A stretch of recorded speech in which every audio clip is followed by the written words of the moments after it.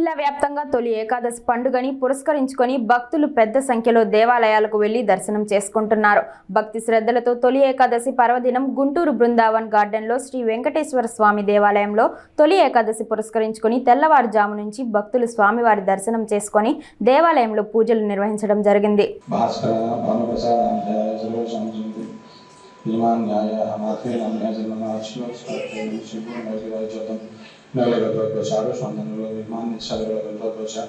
शिवप्रकाश श्रीनिवास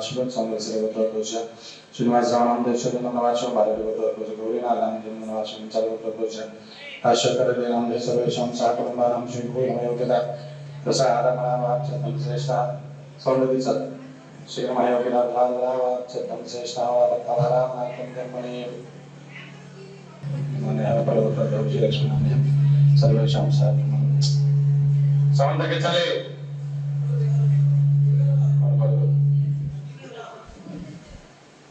प्रबंध में बल से शरण गाड़ी पर गांव में शिक्षण मर्गाजी